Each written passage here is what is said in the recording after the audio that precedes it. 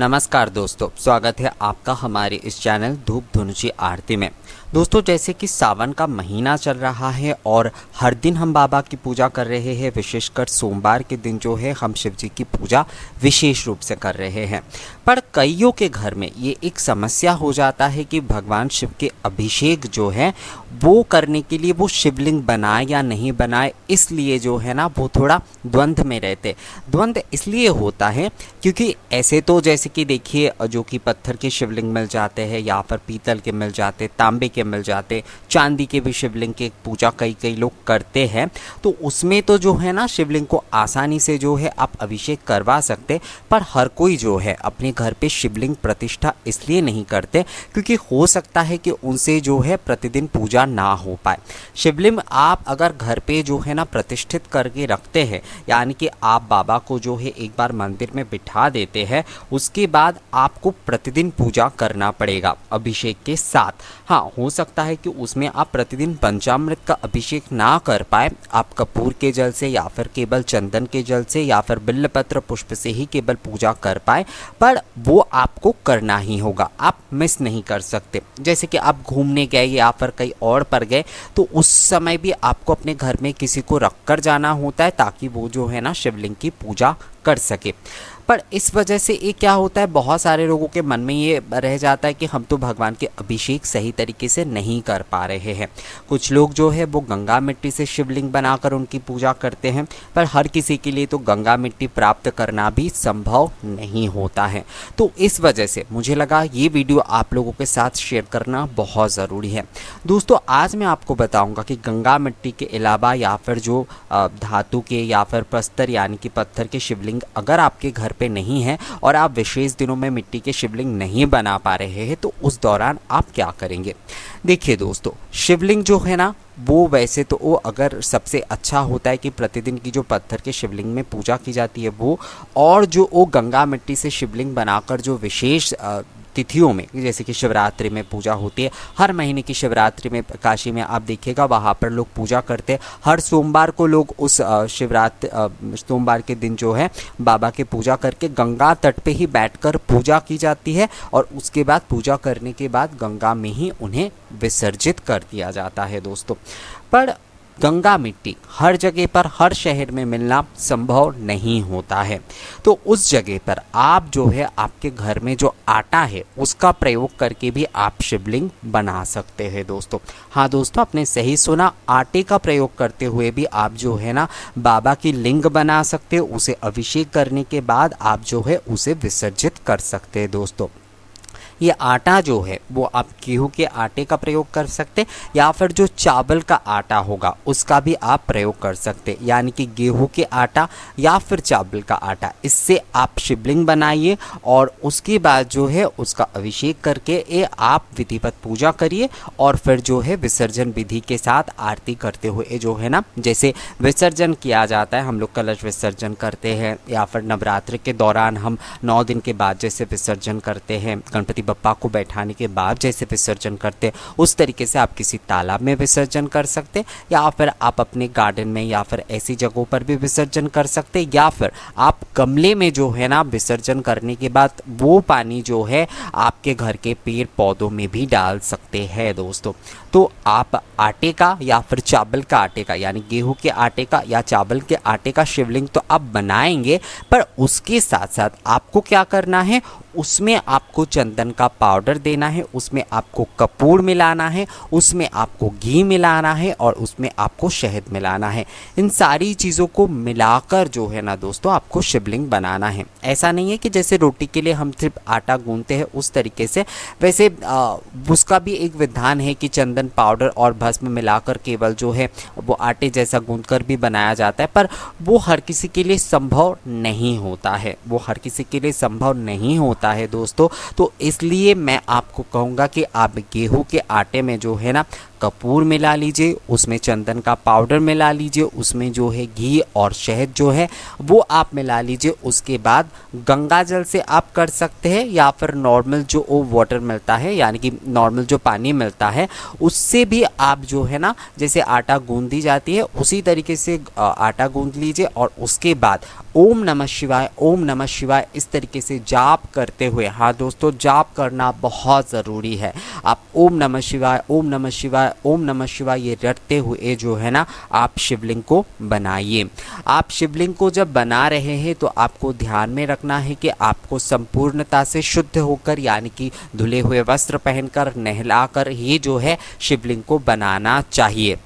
बहुत सारे लोग जो है आजकल फ्लैट में रहते हैं तो उनके लिए तो गंगा मिट्टी जो है उसका इंतज़ाम करना संभव नहीं होता है, क्योंकि उतनी मात्रा में गंगा मिट्टी आपको हर जगह पर नहीं मिलेगा अगर आप गंगा किनारे या फिर किसी नदी किनारे में नहीं रहते हैं।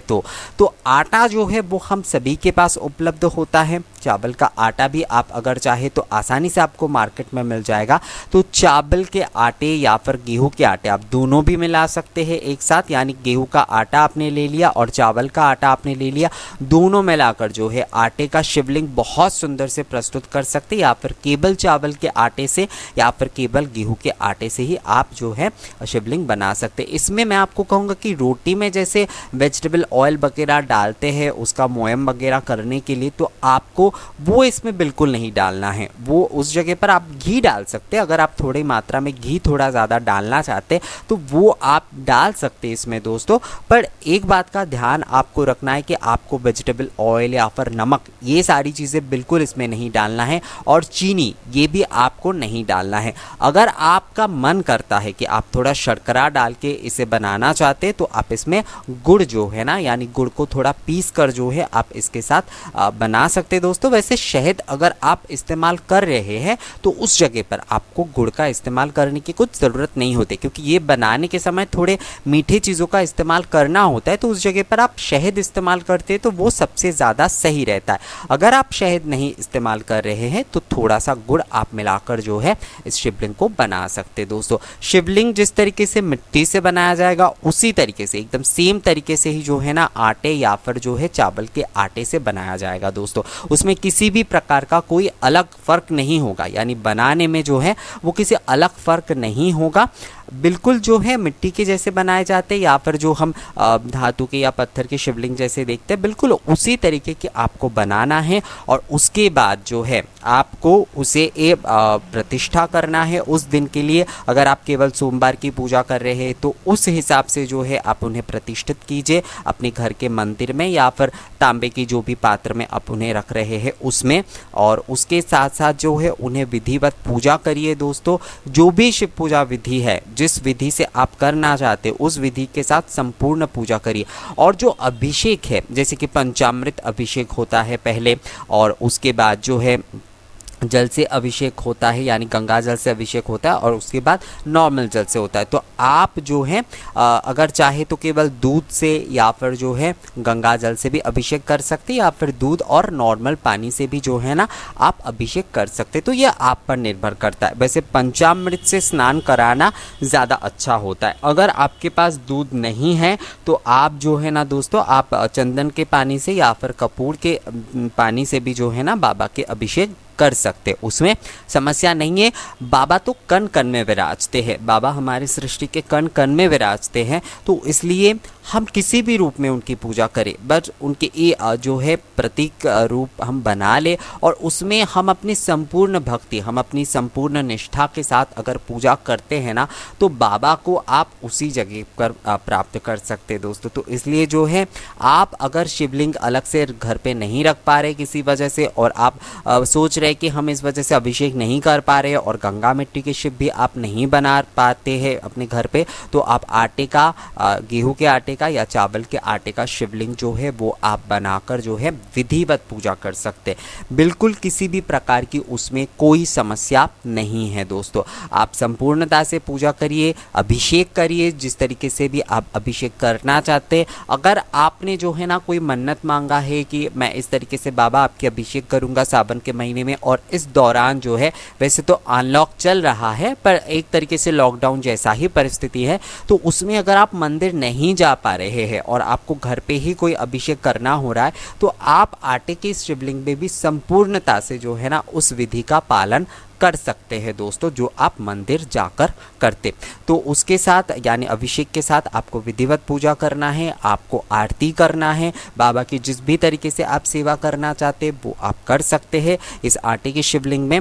और उसके बाद जो है आपको विधिवत तरीके से विसर्जन भी करना है। एक बात का ध्यान रहे दोस्तों, जब भी आप मिट्टी से या फिर आटे से शिवलिंग बनाते हैं तो जिस तरह से आप भक्ति भाव के साथ पूजा करते हैं, उनकी आरती करते, उनके अभिषेक करते, बिल्कुल विसर्जन विधि भी आपको उसी तरीके से करना चाहिए। विसर्जन के समय भी जो है ना आपको आरती करना चाहिए, और तालाब में जाकर या कहीं पर भी जब आप विसर्जन कर रहे हैं तो उनसे निवेदन करना चाहिए, यानी कि क्षमा प्रार्थना करना चाहिए कि हमने बाबा आपकी इस रूप में पूजा की है, अगर हमसे कोई भूल चूक हो गई है या फिर कोई कमी रह गई है तो आप हमें क्षमा कर दिया। यानी क्षमा याचना करते हुए जो है आप उन्हें जल जो है तालाब में हो या फिर आपके गार्डन में आपने एक तालाब जैसा छोटा वाला बनाकर उसमें आप विसर्जन करें, या गमले में जो है विसर्जित करने के बाद वो पानी आप पौधे में दे। तो जिस भी तरह से करें, विसर्जन का भी पूरा नियम जो है ना वो आपको फॉलो करना चाहिए दोस्तों। तो यही था इस विषय में। बहुत सारे लोगों को मैं देखता हूँ कि वो शिवलिंग उनके घर पे ना होने के कारण वो थोड़ा दुखी होते।